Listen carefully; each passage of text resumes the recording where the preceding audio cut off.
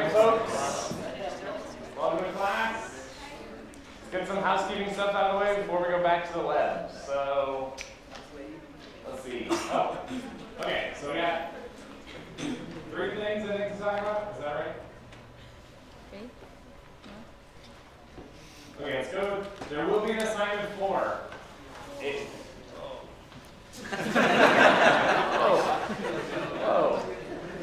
Whoa. It's going to be fun. Just like assignment 3. I will probably have to change a knob and reduce the difficulty slightly because I think basically the truth is we have like 4 weeks to cram all this web stuff in, right? And project 4 is on web vulnerabilities. So there's a time gap there that we have to cover a lot of stuff. So some stuff on assignment 4 you may have to read ahead and read alternative stuff to learn about. So I'm probably going to reduce the number of levels that you have to solve to get 100% significantly. So it should be easier in that aspect, but it will be just as fun as all the other stuff, and it will make you sing. Okay, assignment 4. That's good. Second one is project. So for project, the goal of your project, so I slightly tweaked it from a little bit over what was in the syllabus, but I think it'll be fun. So you're going to create some awesome automated tool that's going to help you and your team own and destroy everyone else we're going to have a project CTF. So this is the goal of your project, is to have an automated tool that does something to help you win the game. I mean, obviously not like play cat videos all the time, something technical, right? So it should be either I'm thinking something in the order of like a network defense tool, so something that's like listening on all your sockets to see if any flags are going out, or a binary protection tool, so something that is looking at is able to actually augment binaries and give them additional protections, that kind of stuff. Or literally anything else you can imagine. An automatic attack tool, automatic exploitation tools for any type of vulnerability that we've talked about so far. Pretty much everything's up for grabs. So, because the project is tied to the CTF, I'm expanding the project teams.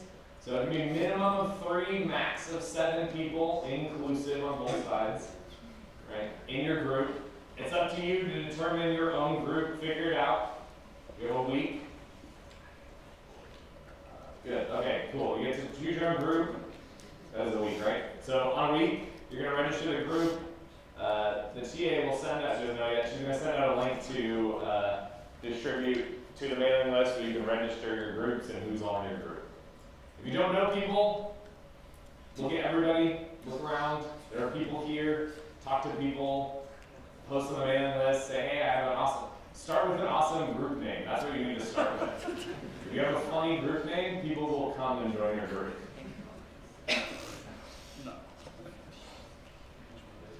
And so, to actually demonstrate the awesomeness of your project and to find out who the best hackers are in CSE 545, we'll be having a project capture the flag competition that will take place. And so the top 3 teams will receive extra credit on their project. The exact amounts to be determined.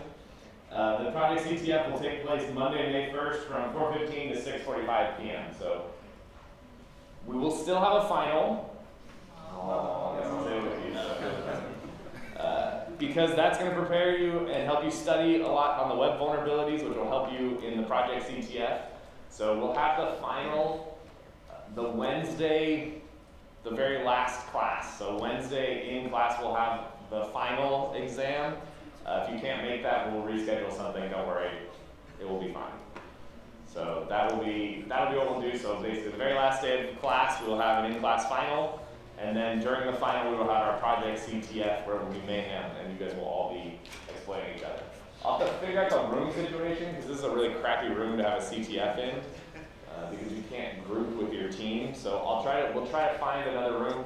We may have to probably split us into multiple locations, it kind of depends on how many teams, right? So if we have like a lot of teams of 7, we have around 20-ish teams. If we have a lot of teams of 3, we have around 40-ish teams. But it'll be a lot of fun, I promise. What's the format of the CTF? Good question.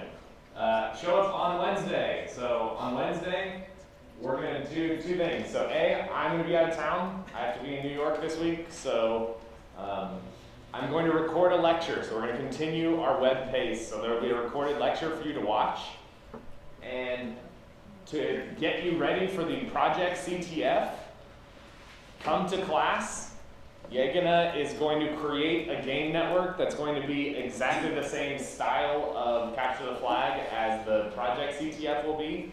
So come, bring your laptop. It will be an interactive session. There'll be fake teams. You'll get to join a fake team and join the game network and try to hack in and exploit things so you can understand how the game network actually functions. So this can help you, this will help you plan your project of idea of what you want to do.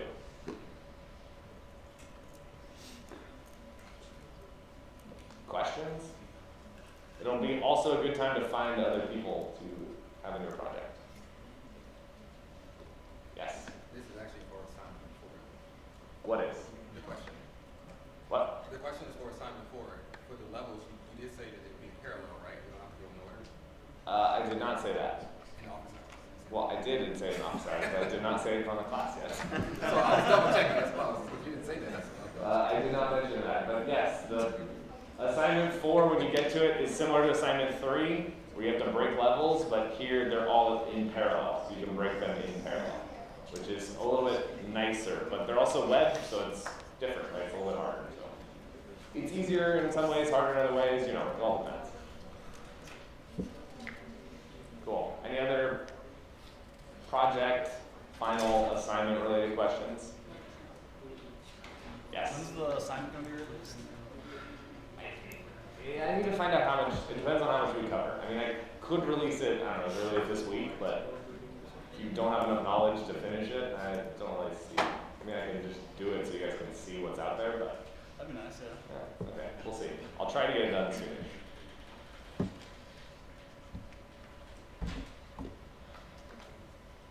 Alright, web stuff. This is also not posted yet, it'll be posted, so now you all, because you came to class, you get the benefit of thinking about things while everybody at home doesn't, so. Think of cool stuff. Okay, back to HTML. So you notice we're going to pick up the pace, we're going to go a lot faster. And I went through and I cut everything that was absolutely not essential. Unfortunately, there's a lot of things that are essential. So, hyperlinks. So what's the role of HTML?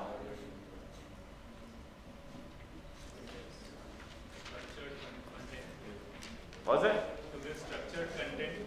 To do what? So it's like the appearance to an extent. And Hey then folks, you can find out your project teams later. and then it also links to other page, so it's like what makes the web. Yeah, so it's hypermedia, right? So we have links to other pages, right? It's a whole beautiful web document structure. It all boils down to the hyperlink. Without the hyperlink, you have no HTML. You don't have the H in HTML. There's no hypermedia. So the anchor tag, this is the A, the bolded A. The anchor tag is used to create a hyperlink. href is an attribute of the anchor tag that's used to provide the URI that your browser should go to when you click on that link. Text inside the anchor tag is actually what is underlined and what constitutes the hyperlink. So, example, here we have an anchor tag with an href attribute with the URI as the value of that attribute, and the text, so the browser will parse this, display it, and show it as example. I assume you've all seen a link like this before? It would be very weird if you haven't. But I guess I would be interested. Maybe you've never seen it before. Okay, so basic HTML5 page, and this really constitutes everything. So the link are the main ways that we have to provide hypertext to other pages. So basic HTML5 page has a doc type. So this doc type, there's different doc type. So this is a doc type tag. It has the HTML attribute. There's other kinds of doc type tags to tell the browser how to parse this document. This means use HTML5. I'm actually a standard web page, so use modern technologies. You need an HTML tag, you need a head tag. Inside that, you need a meta tag that specifies the character set. So once again, we talked about this a little bit, the tricky thing, like how do you know what character set this document is made out of? You need a title, and you need a body, and you don't actually need an anchor tag with an href, but hey, this shows you a nice example. And so when you get this, your browser, your user agent, can parse it, interpret it, and display it to the user. So if you look at it in a browser, our beautiful page, all that HTML, will get reduced to something that looks like this.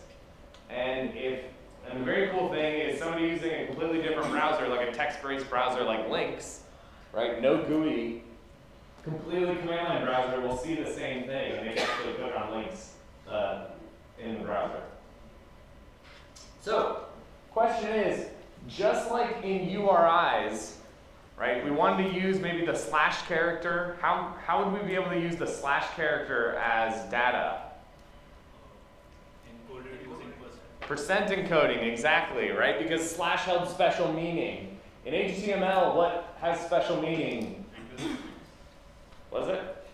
No, yeah, angle brackets, right? So all the angle brackets, equal signs, single quotes, double quotes, space. No.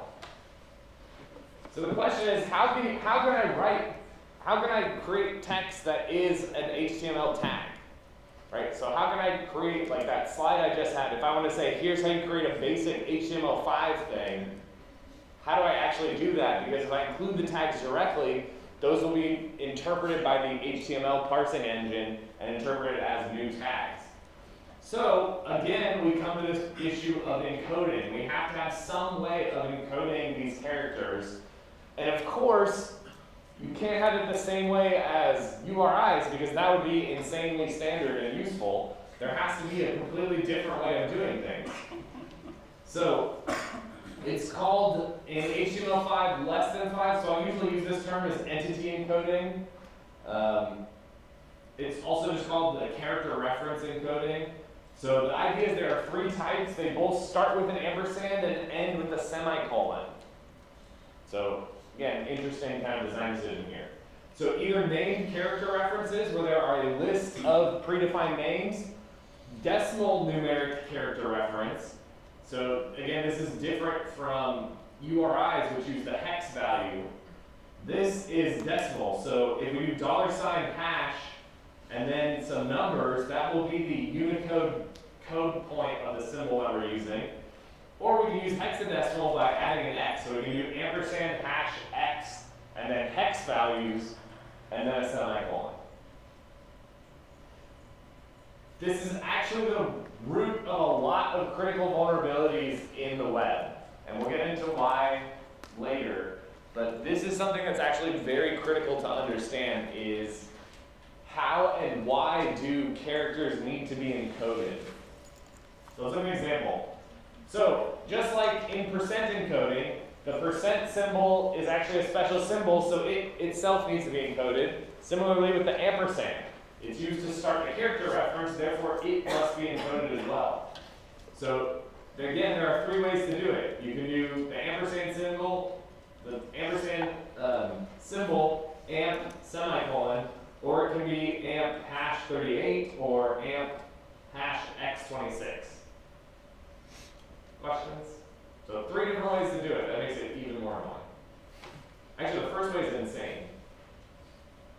Like, to me. Like, why do a pre-described list? Like, I don't know. It seems to make it, I guess, was originally created to be easy to write, but you probably shouldn't be writing HTML by hand. You can also pad a bunch of zeros, so you can do a bunch of zeros because Unicode, you may need a lot of bytes to specify exactly which character and exactly which code point you're referring to. The E on my last name with the thing, it's apparently an acute E, if you've ever wondered. 233 or E9.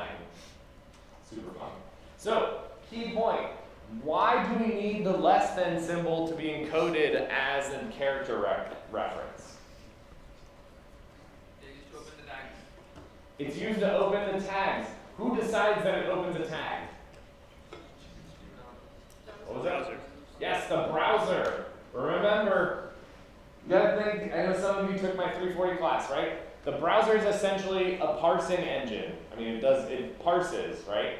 It reads characters, and if it sees a less than symbol, it starts parsing a tag. So a browser fundamentally just gets raw bytes from the server, and it has to parse it to understand the HTML content. And so, if the website author means, hey, at this location, I want a less than symbol, I need to encode that. So I need to encode it as ampersand LT semicolon or any of these other ones.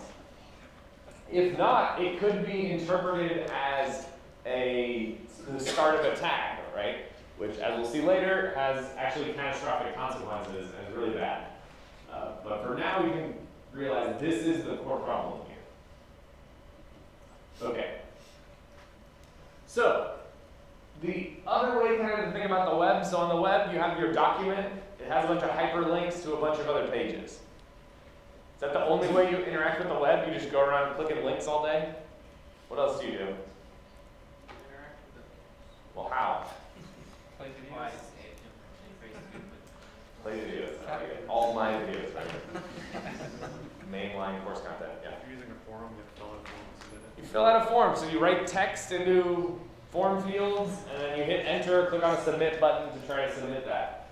Right? So forms are actually the other important and critical way of how you interact with the website. But here's the important thing. A lot of people mess this up in their minds when they think about forms. All a form is a form basically tells your browser how to make a new request to a different page. So it's essentially also a hyperlink, just includes some of your content. So it's a way to create, essentially you can think about it, a complicated HTTP request. And so it's got all these cool things. You can have checkboxes, buttons, range controls, color pickers. And so specifically, so the form element defines, hey, I want a form here. The action attribute on that element specifies what URI should receive this HTTP request. Of all possible URIs, and again, this could be absolute or relative. To make this more confusing, the action attribute is optional. And so if it's not there, it defaults to the current URI. The method attribute, so this is where it gets cool. The method attribute specifies the HTTP method to use in the request. So this is actually how you can tell the browser, hey, make a GET request or make a PUT request, not just a GET request. So it's something we didn't talk about yet, but when you click a link, your browser will always send a GET request to that URI. Whereas here, this allows you more control over what you want. Again, method is optional. If it is not present, the default, what would you think? It's a GET. Yeah, so the default's to GET. Then each form tag will have several children tags that specify what shows up in the UI, but also how to build the HTTP request that the browser is going to generate. And so depending on the type of request, each of the inputs, so here input is specially formatted because it means literally the element called input, are transferred either into query URL parameters or into the HTTP request body. And the difference is based on the method attribute. So get, right, as we saw normally, get, we can actually pass data in a get request using the query part of the URI. So every input field will should have a name attribute, and that name will end up as the key in the name query, and the value will be whatever you typed in. Post does similarly, but instead of changing the URI, it posts it in the body of the HTTP request. Slight difference here, I'm not going to get into that. Data is sent as name value pairs, so it actually makes a lot of sense and it looks just like you would expect it to look. So, for instance, if we have an input type So type allows the author to specify how does this look. Is it a text field? Is it, I think the other type can be password, so a password field. Is it, I think you can have hidden fields that aren't actually shown in the UI, all kinds of cool stuff here. So what's cool is I can have a name, so this means it's going to generate, when I make this request, the name parameter, the name data will be put as whatever value I put in. And here I can actually hard code this value, so this is what the user will see as the default value in that text box. So the value attribute of this input tag specifies that. So the name is taken from there, and the value is either the input tag's value attribute, if the user didn't supply any input, or it will be the user supplied input. So anything you type in there will be sent. Cool. It's going to be an empty string if neither are present. So you actually will get, if you submit a form without filling things in, you'll see that you'll send for each input field, there'll be a name equals, and there'll be nothing there, and there'll be an ampersand, and name 2 equals, and name 3 equals. Cool. So all name value pairs in the form are encoded again. Now, you would think, well, it's in the URI, so it has to be URI encoded, right? It has to be percent encoded, which is true. So it encodes the name value pairs using percent encoding, except because nothing makes sense. That spaces are translated into pluses instead of %20.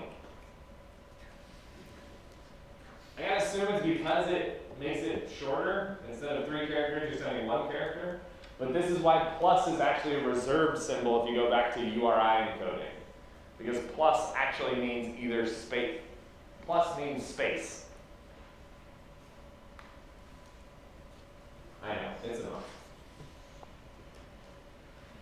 Okay, and multiple name value pairs separated by ampersand. So for instance, if I make a form with an action of example.com/grade submit, what method is this going to use? Get. Perfect. It's going to have an input, name of student with some value var, a name of class, name of grade, and then a submit button. So an input type of submit will look like this. And if we look at this in a browser, we'll see 3 really ugly things next to each other. The student, class, grade, you can see I'm giving labels to these, so nothing looks pretty, it just looks super ugly. But it works. And it's just the same, even if it's pretty. So where does this bar come from? The value name of the tag. Good. So I can put in my name, I can put in an old class, I can put in A+, and when I click submit, right, this is the key thing. You have all the information in order to say exactly what this HTTP request is that is made when I click submit. So when I click submit, it's going to make a request to a URI that's example.com/grade/submit, which is in the action field. And then it's going to pass in all these values. Student equals avenue pay, and class equals CSE 591, and grade is equal to A. You'll notice the important thing here, why is this plus encoded? Yeah, because it's an actual text plus, not a space. Otherwise, it would include it as a space. And the other interesting thing is the submit button actually gets submitted just the same. So we can actually see, so if I change it now with a method is post, same thing, method post, right? So when I click this submit query, what URI is it going to make an HTTP request to?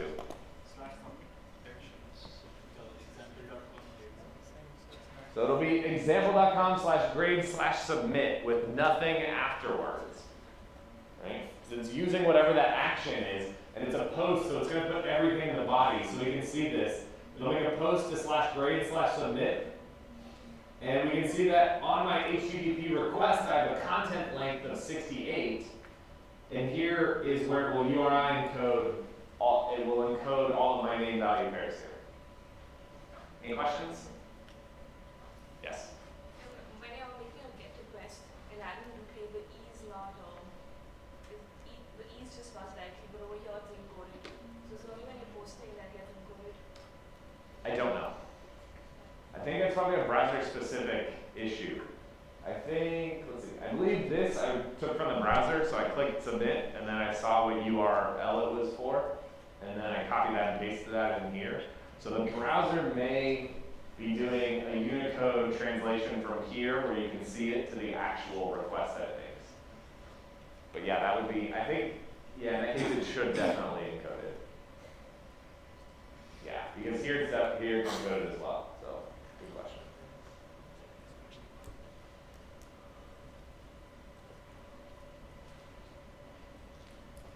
All right, so you've now learned everything that you need to learn to understand what's coming next. So this was a crash course in web and web technologies. There's obviously a huge, vast mountain of knowledge, or I think vast and mountain probably go together. Like a vast ocean of knowledge that you could get lost in web technologies. We didn't even talk about cascading style sheets or any of those other kind of technologies. Lots of interesting stuff out there, but we gotta stick to the basics for this stuff. So what's the difference between a website and a web application?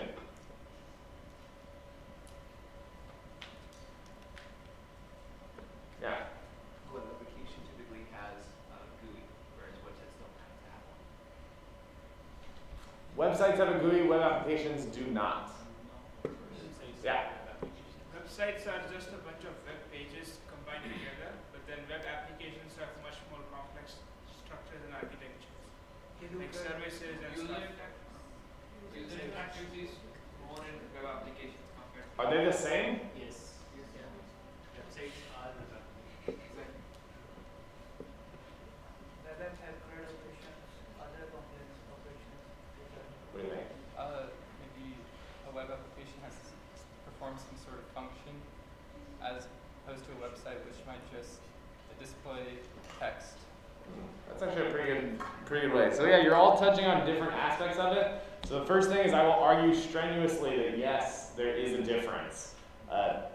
A problem is that in colloquial, normal, non-technology speak, they're basically one and the same thing. Nobody makes this distinction between websites and web applications. But for us, you're computer scientists, you need to use precise terms for the right thing, right? So to me, a website presents information, like you said. Right? Here is this thing, it's a page, it never changes. I mean, maybe it changes when it's updated, but it's not changing in response to me, right? Whereas a web application, I think of traditional applications moving to the web, right? So GUI is one aspect, right? So there's some, and GUI in the sense that they're, like, websites also have an interface, but it's not meant for you to necessarily interact with an application. It changes in response to your input, I think is another good way to kind of talk about that. And so, actually, and what's really cool, it seems counterintuitive, because we've been talking about the web as this like collection of documents with all these links, and you make this web man, and you can crawl it. But you can actually, the architecture of the web, just with these URIs, HTTP and HTML, is you can actually return dynamic content based on the request that you're getting. And this was actually something that they discovered early on, and the web was actually intentionally designed this way as part of the way to allow organizations access to a database by the web. Yeah, question? So, are we saying web applications are maybe they are not only just read-only, but they interact with the users?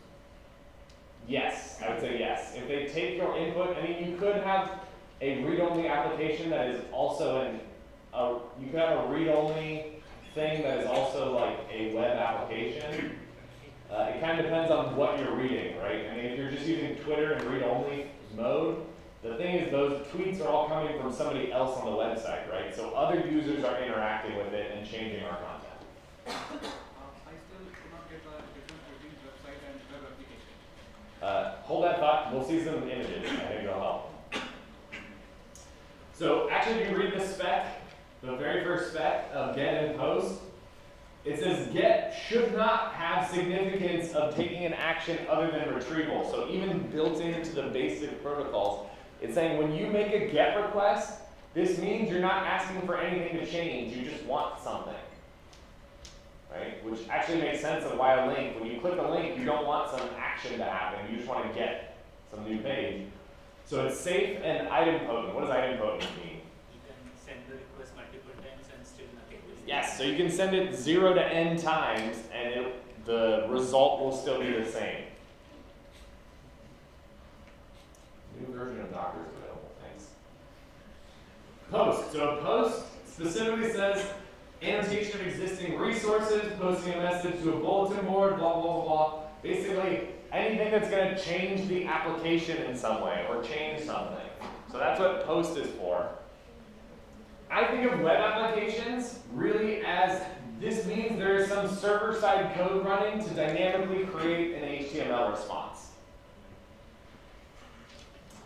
And at the, did I take it out? No, I need to go back.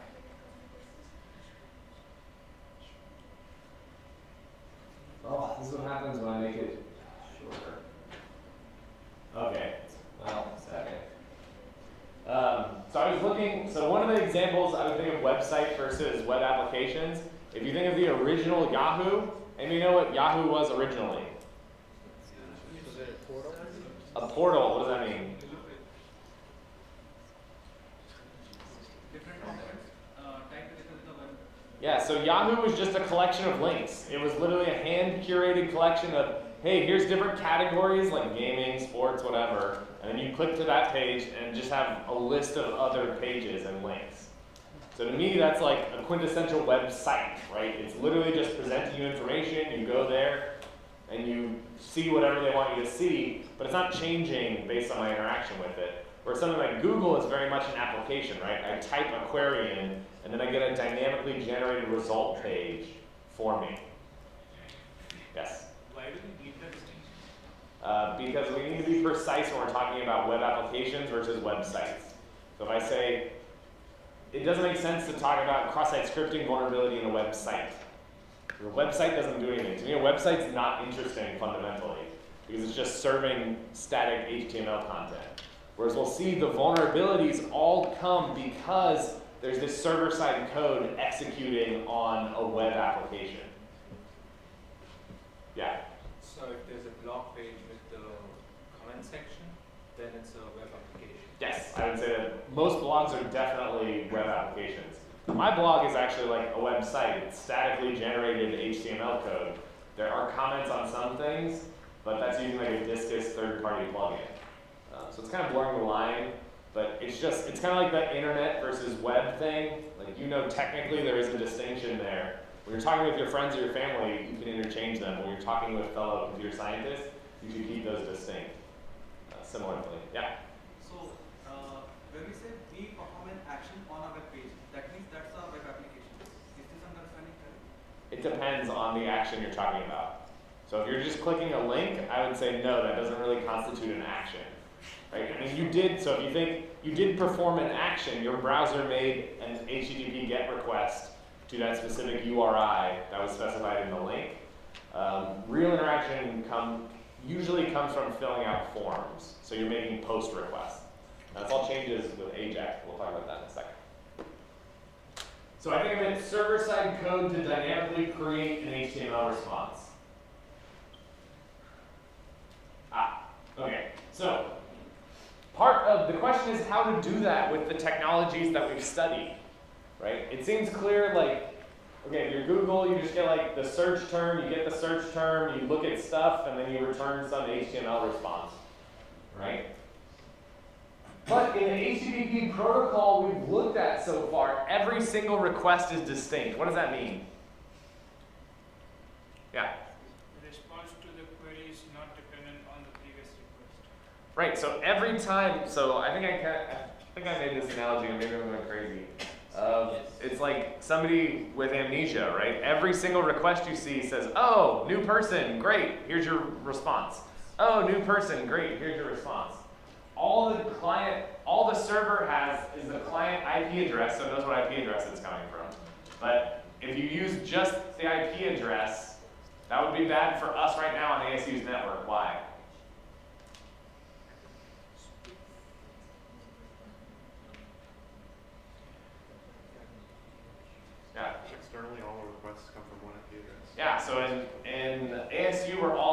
through one IP address. So we literally appear to the world as one IP address. So if you tried to say, well, everybody's IP address, you know, is unique, and I can use that to fingerprint them to know who they are, it's not going to work very well.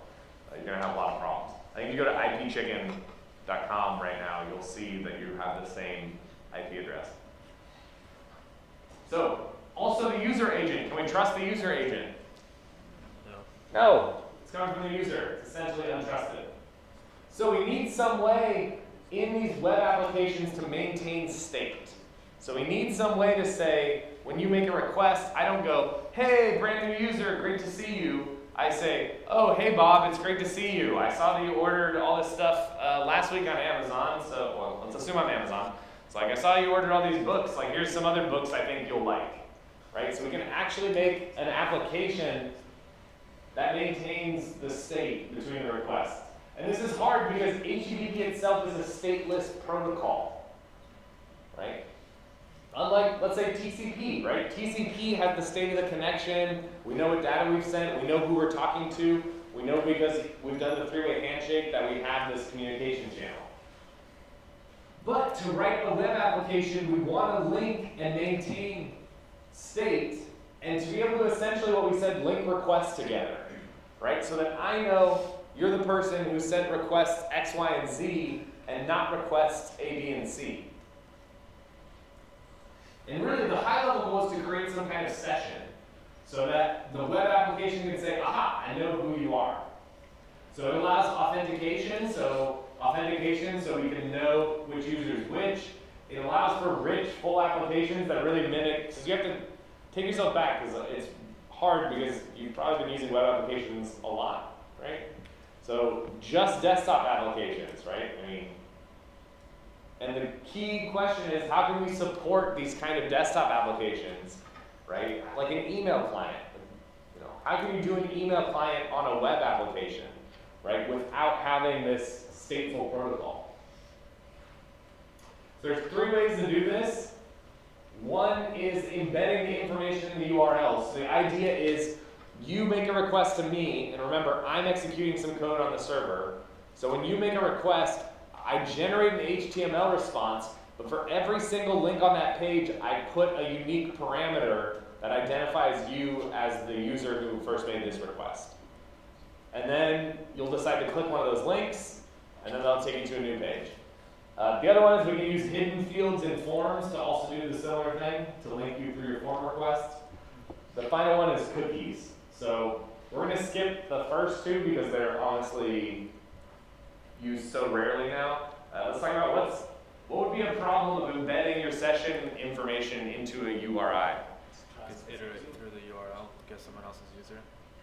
If it's a poorly generated session information, like if I just put your user ID in there, then maybe I could iterate through all the user IDs. Let's say it's randomly generated though. Is it still safe? No. Why not? Can be by who? Paint me a malicious scenario or a bad scenario. If I was sniffing on the network. So you can sniff the network. Yeah, anybody on the network, right? We talked about all kinds of ways to do that. Can sniff and get those links and click those links, and they're just the same as you now. What else? We can perform denial of service. Denial of service? How so? So if I create a code which hits the server with different token or access ID, so so the server will think we have that many requests coming from different HTTP source, and we might break the service. Maybe, but that in practice that's hard to do because you don't have any leverage there on your attack. Right? So every one of your requests, you're basically forcing the server to store something on its local state. And it's usually not a very big number. So if you think about, we'll talk about that in a second, but it's similar. You can do a man in the middle attack where we send a malicious page back, which gives the user a different page from the one that was actually supposed to be written from the server. Mm-hmm. And then the user can use our page and we can get the leverage. That works. If we can already man in the middle, then we can completely control all content that we send them anyways, right? So we can control everything. So it's kind of a general attack scenario here. What about, have you ever sent somebody a link? please copy a link and send them to somebody ever? Could you imagine if you did that and then now they were logged in as you? Yeah, you'd be very careful with like the Facebook photo links that you sent your friends, right? So yeah, this is why those two died out, because essentially sharing the links becomes impossible. Yeah, it breaks this idea of a URI is just something you can send somebody. So cookies. So cookies, you've all heard of browser cookies. Do you actually know what they are? You should know you should kind of like clean them every now and then. Actually, it's like super globals in the program package. Exactly. Okay. We'll talk about it. We're gonna talk about exactly what it is, so it won't be unclear. So essentially they decided, browser manufacturers, I think it was Netscape was the first one to introduce this idea of a cookie. But the cookie is essentially state information that's passed between a web server and a user agent. So when you go to a website, the server initiates the start of a session and says, hey, user agent, browser, here's some cookie. The next time you make an HTTP request to me, send me back that cookie. That way I know it's you. And either the server or agent can essentially terminate the session. So the server can just forget what cookie it sent, or the user can delete their cookies, or anything like that. It's interesting to note that while trying to develop an e-commerce application, they were like, this is insane, this lack of state, we need to actually have something to do this. There's an RFC. There's like a super interesting history of RFCs about cookies, where they like tried to standardize it, and then were like, ooh, this actually is not how things really are, so they published this is an RFC that describes how cookies are actually used in browsers nowadays. So, idea of cookies are very simple. They're just name-value pairs separated by an equal sign. And remember, this is all in HTTP, so it's actually just a header. So the server includes a set cookie header in an HTTP response, and this asks the user agent to please store some data for the server. So you can have set cookie user equals foo. So now the next time this browser makes an HTTP request to that server, it will include a line that says an HTTP header that's cookie equals user equals foo, or cookie colon user equals foo. So just like this. So the user agent's job is to then remember this cookie. So what are some potential problems here? Can you disable cookies? You can disable cookies. You'll have a bad time You can on the still web. read the cookies. You can delete the cookies, but that falls under the thing of anyone can You delete. can read the cookies. You can see the text clearly. You can read the cookies. You can steal someone's cookies and log in with those cookies. Yeah, maybe we haven't got there yet, but You can modify the cookie. you can modify. Yeah, you can modify the cookie. You can also, we didn't talk about it, but essentially every website you go to can put some data on your computer, right? You have to store it on your local machine. So there has to be some limits to the size of data. So the size and number of cookies each website can store is severely limited. Because you wouldn't want to go to a website and have it set, I don't know, gigabytes worth of cookies. You're like, no, trust me, store all this. I need this. That'd be an interesting way to offload computation from a client to a server. And the server can ask for multiple cookies to be set with multiple set cookie headers. So it can set all types of cookies. And not only that, the server can actually set several attributes of a cookie. So there can be multiple attributes on a cookie. They're each on the set cookie line after the semicolon, separated by semicolon. So interesting thing, so I may want to, as a server, set a cookie, but have it be valid only for a subsection of my application. So I may want to restrict the cookie to only a certain path. So this is the path attribute. Domain. So do I want this cookie to be valid on all subdomains of my domain, or just a specific subdomain? Why might that be useful? Yeah. Each Yeah, each subdomain could belong to a different entity or could be untrusted, right? So only certain subdomains. And expires or max age, so a way for the server to tell the client, hey, I'm not going to accept this cookie after this amount of time. HTTP only, which is important, so this specifies, we haven't got to it yet, but this specifies that this cookie is only available to JavaScript.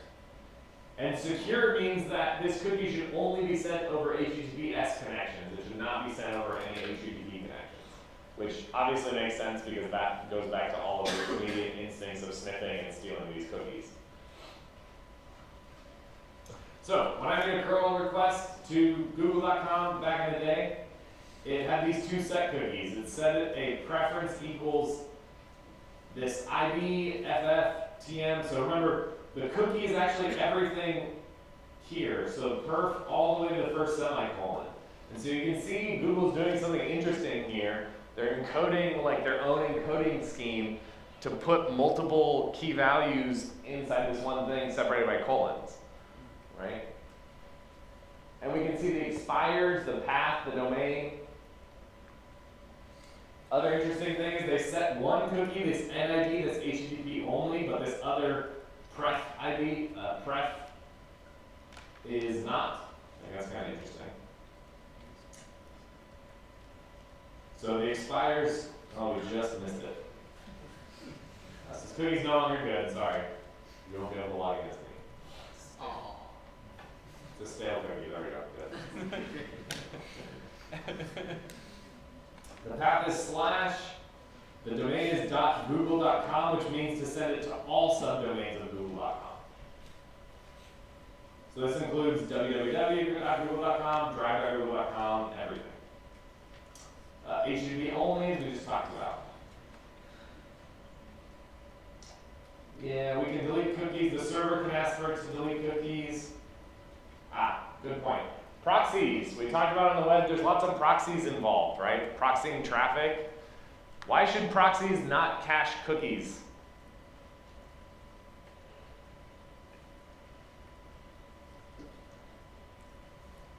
Yeah. Might be easier to attack than someone's local machine.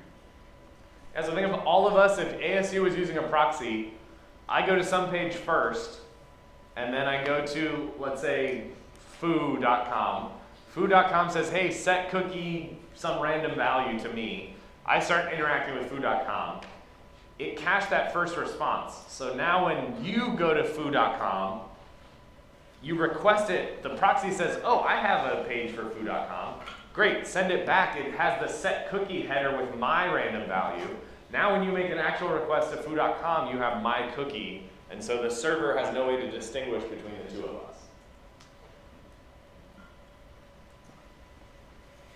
Okay, so essentially, so remember, we have these policies of, hey, I want you to expire this cookie, and this is all kind of a best effort thing, right? Remember, the server fundamentally cannot trust the client to do anything. So even though the server can set some expiration date for the cookies, if the user agent has absolutely no way to, does not have to respect that at all. So it's free to delete them at any time. Right? And so it's the server's job to also check that. Can't you change the cookie expiration date? Sure, yeah. Like you just, I don't know, you just keep it. You just change your cookie. Like, you have complete control over your browser, right? And with curl, you can make arbitrary HTTP requests. With netcat, you can make completely arbitrary HTTP requests, right? So you fundamental user agents can do absolutely whatever they want. So is there like an associated cookie ID? Your cookie, so that you can't do that? What do you mean? Like, if you can extend the expiration date of your cookie, that's like, that the server probably doesn't want that. So couldn't they assign IDs to the cookies so they would know like what to expect for that specific cookie? Like, oh, actually, this was the expiration. Yes. So fundamentally, the server must keep track itself. So we didn't talk about what makes a good cookie value yet, but fundamentally it's the same thing. So yeah, you need to, the server needs to keep track of what cookies it's giving. I mean, what's the best way to do it? So you want to establish a session with somebody, what's the best way to do it?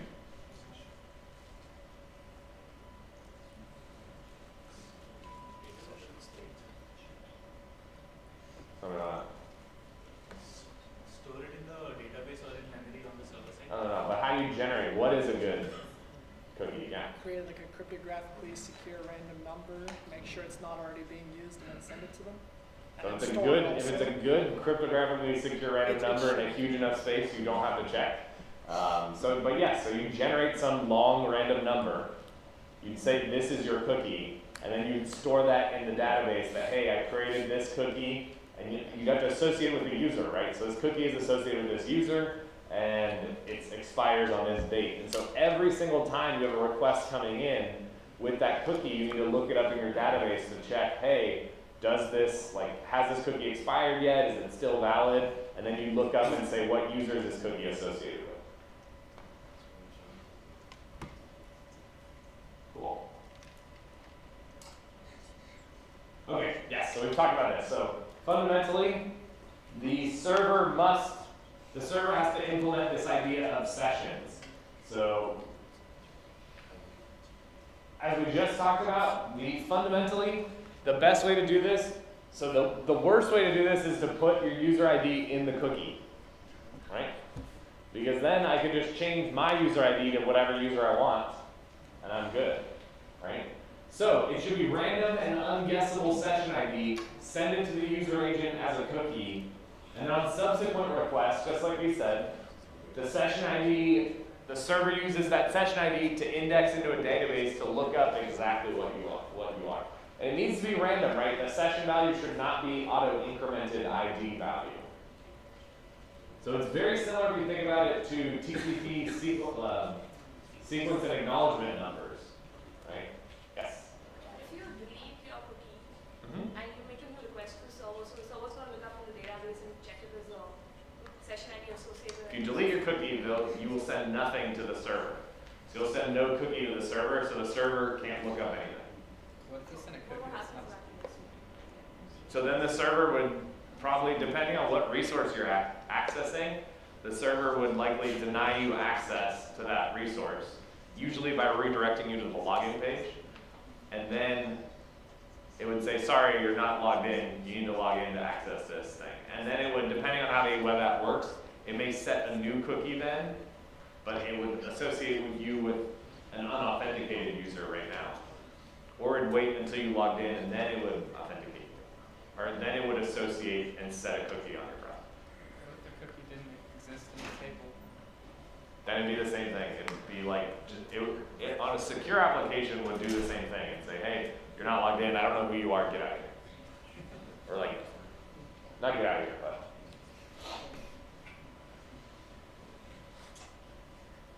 So, now we're going to talk about how do we actually write web applications, because you need to know how to write web applications in order to understand the vulnerabilities associated with web applications. So, you used to have to write your own web server. Basically, you'd write just like you did for assignment 1. You would write a web server that would parse and listen for HTTP requests, parse those requests, and then depending on what the request was, you'd run some special code and send back an HTTP response with different HTML content. What's the problem here? Can't standardize. What? It's hard to standardize. Hard to standardize? Well, Everybody's what do you need to standardize? As long as you speak HTTP, you don't need to standardize anything, right? Not everyone is going to have the right syntax for HTTP. Good. The web server can have bugs because we are. Yeah, every single person writing a website would have to write their own web server. So I think more of what your point was is that you're reinventing the wheel, right? Everybody is having to do this HTTP parsing, which could get into insane issues of compatibility if certain people didn't do it the right way, right? And so, as you know, the HTTP 1.1 spec is fairly long, right? So it was generally a good idea. It was, generally considered good engineering practice to separate out these things and to say, okay, we'll have a web server which is only concerned with reading and parsing HTTP requests, and we'll set up a way so that if that request needs to, it can be forwarded to a web application. And now you can develop a web application without ever knowing about or worrying about HTTP, which is cool. So now to kind of change our model, Now we have a client who makes an HTTP request to a web server, and there's some web application code usually running on that server, although it does not have to, which is also very cool. So the web server will somehow, depending on the exact mechanism, forward the request to that web application. Some code will execute, and this is the critical thing that makes it different from a website. There's code running on this server that determines the HTTP response, which usually includes HTML. So we're going to go brief overview of some of the technologies. So we're going to skip over CGI, even though I think CGI is super cool. Active server pages is the first tech we're going to look at. It was first released in '96. The idea was to kind of mix in text, HTML tags, and a way to execute script. It also had server-side includes, which were similar to pound include in C, so it was a way to kind of modularize your application. And it's a scripting language because, in essence, everything was interpreted and executed at runtime. So there was no compilation step involved here. And it actually has a huge shelf life. Actually, I don't know. When, anybody know when the Windows 8 release date was?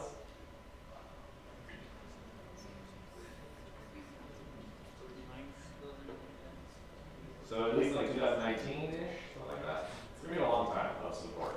Oh, there we go. It's proof I'm not cheating. October 26, 2022, that's a long time of support for ASP.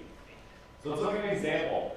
So the idea is everything in ASP, everything between an angle bracket and a %sign is ASP code. And remember, this is running on the server. It is code running. The idea is to generate an HTML output. So what this does, I mean, completely honest, full disclosure, I'm not an ASP expert by any stretch of the imagination. But this code's not crazy. You can reason through it and understand it. So string name equals request.query string name. So what does this likely do? Yeah, look up, get anything in the URI, in the query part of the URI that has the name of capital name. Set that value to the string name. And then we're checking if string name does not equal the empty string. So this is like I forget what languages do this. It's like a very small subset do this for not equal. Then now here comes the important thing. Now everything that is outside of these special tags in ASP, it's the it's the less than symbol and the %. Everything outside of that is just interpreted as raw text output. So this code, if the string name is not equal to the empty string, then we're going to output this welcome. And then now here we're executing some code. So now we're executing code that says response.write string name. Right? So if the query string is not empty, then write out in bold a bold tag with welcome followed by whatever the string name was. Otherwise say, hey, you didn't provide me a name. Right? And this is outside of the special tag, so it's just going to be output as is. And we will end that if. Questions on ASP? Any programming ASP? Not like ASP.NET, like actual ASP. I haven't either. I think it's related to Visual Basic. Can anybody confirm? Does this look like Visual Basic-ish syntax? I think so. They moved ASP all the way to the .NET framework, so you can actually, if you want to do ASP, you can code modern ASP. You can do ASP.NET. They even have cool frameworks now that are actually like much more modern, so you can code a nice web application in ASP. But it's interesting to see the evolution here. So now we can get to the basically the juggernaut in web programming. So in web programming, if you don't know PHP, you basically don't know the web. And that's just like a fundamental. We'll look at why, but so this is the language I fully expect you to know and understand for this class. So PHP is a recursive acronym. It stands for PHP Hypertext Processor. And it operates on the same principles as ASP as we saw. So the idea is we want to basically embed a scripting language into our HTML pages. It was originally released in 1995, so think about how old PHP is. And it was insane. So it was released first by a person, I don't remember his name, to generate his own home website thing. Like it was this custom built software just for him to do his own website. And he released it basically open source. And so it's exploded since then. So in 98 was PHP 3. At its peak, PHP 3 was installed on approximately 10% of the web servers on the internet. That's pretty incredible. 2000 was PHP 4, 2004 was PHP 5. Added support for objects. Kind of cool. A little bit, getting a little bit more modern. But then you got to think, wait a minute, that means it did not have objects all the way up until 2004. You would be, PHP 5.6 is August 2014, so you see this exponential delay in releases. You'll also notice there's no PHP 6. There's PHP 7. Is there? Did it actually release yet? And 7.1. 7 and 7.1? Is that the one where did they completely change it? Yeah. Yeah, so I doubt it'll. So we're going to focus on 5.6. You have to, on the web, you always have to deal with the old, crappy technology. Interesting. So PHP popularity. So this was a very cool graph. You can see how many sites, and the crazy thing about this graph, and the important thing to think about, is this is a logarithmic scale on the y-axis. So here you think, well, from even in 2004, there's almost 10 million host names were using PHP. And if you keep going out, I mean, these numbers are just insane. Like active sites, almost 100 million. PHP, I mean, my theory is PHP made it so easy to create websites. And I'm guilty of this too, as I started programming in PHP when I first was learning how to create websites. And so that's actually great for the popularity of the web and helps the web grow. We'll see from a security perspective, this is a nightmare. Like they could not have chosen a worse language to standardize on. Like it is, I have theories, but PHP, it's so easy to write such crappy code that has security vulnerabilities. And ultimately, it's oftentimes not the developer's fault. They don't realize that they're doing it, right? They're kind of ignorant, not in a negative way, just unaware of these problems. Yes? What percentage do you think ASP.NET represents then compared to PHP? It's a significant amount, but compared to PHP, it doesn't even come close. And then you got to think about, well, do you factor in the popularity of WordPress and Joomla and all the other, is it Drupal? Is that another one? Yeah. All these PHP applications that are just frighteningly enormous in numbers of installs across the web. So yeah, it's that's something even I've noticed doing some research is ASP.NET has a lot less open source code compared to like PHP. So there's so much PHP code out there. It's insane. Okay, so PHP, the fundamentals of PHP. Each page is parsed and interpreted on each page request. And to make this faster, the PHP interpreter is actually embedded into your web server using non-PHP for Apache. It is a completely new language. So whereas ASP was based basically on Visual Basic, PHP is a new language. So it has a C-like syntax. So it tricks you into thinking or coding in like the C style of things. But it was fundamentally custom designed to build web applications. And we'll see that it actually has a lot of things that make this easier. And also, I mean, and hey, I like to rag on PHP, but it's more like ragging on your like sibling, right? It's like, You love them, they've been around there your whole life, like you love them, you know all their flaws, like you know they can be a terrible person, but often it's not their fault, like they grew organically over time, features were added on. I mean, I guess that breaks down. My brother doesn't, I guess he did technically grow organically, but not organically in the sense of people putting features in it, I think. As an example, here's a super simple PHP code hello world.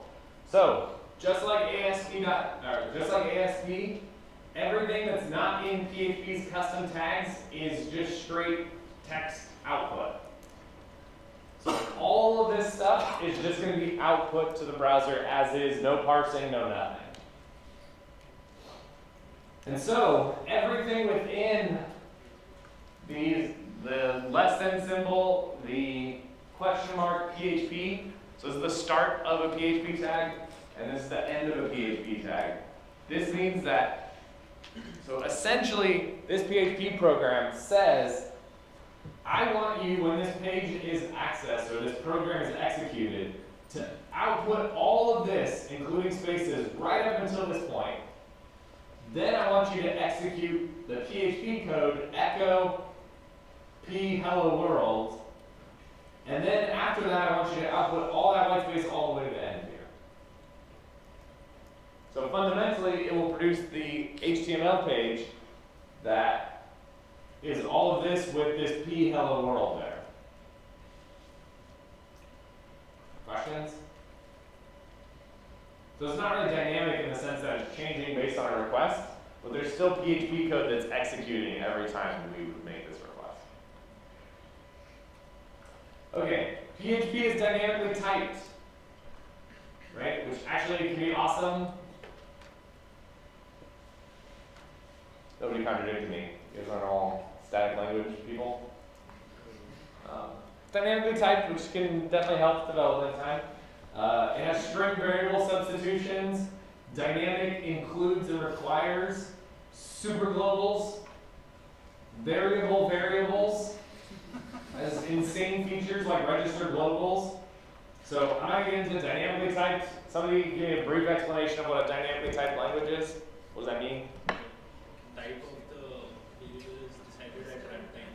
Yeah, it's not predefined. Exactly. So the type of the variables are not statically defined, so they're determined at runtime while the program executes. This means you don't know whether something holds a string, an int, an object, or what. Okay, string variable substitution in PHP. So PHP has some built-in functions. So the echo function just outputs whatever it is to the HTML output. So this would be a simple string in single quotes. So you can put strings in single quotes. This would echo and output the string variable space do not space $expand space either. So this would be output to the browser to be interpreted as HTML. Now I can set variables. So in PHP, a dramatic shift from C, but to be more, I assume like Perl. I think Perl is this way too, right? So variables all start with $.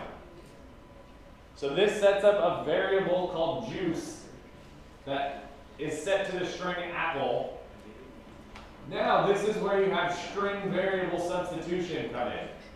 What is this going to output? You drink some apple juice. So the $juice will be interpreted only within what type of quote? Double quotes. So only within double quotes will this variable $juice be substituted with the actual value of the juice variable. I will say PHP is also very cool with its arrays. So its arrays are basically dictionaries, the way to think about them in other languages. So you have dictionaries. They can be zero-based indexing. You can use them like an array. You can also use them as an arbitrary dictionary. So this is an array that has, I believe, array 0 will be apple, array 1 will be orange, and then array bracket Kool-Aid will be purple.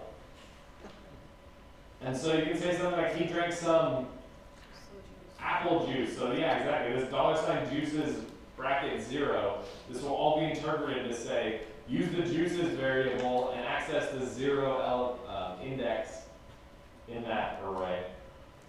He drank some orange juice. Finally, you can say he drank some juices, Kool-Aid 1 juice. And you can also, so this Kool-Aid 1 will be purple. And you can also put all of that inside curly braces. And then you can have, like, I think, arbitrary complicated instructions here. So here I can actually use single quotes here to be Kool-Aid 1 to specify that I want this specific element in the juices array.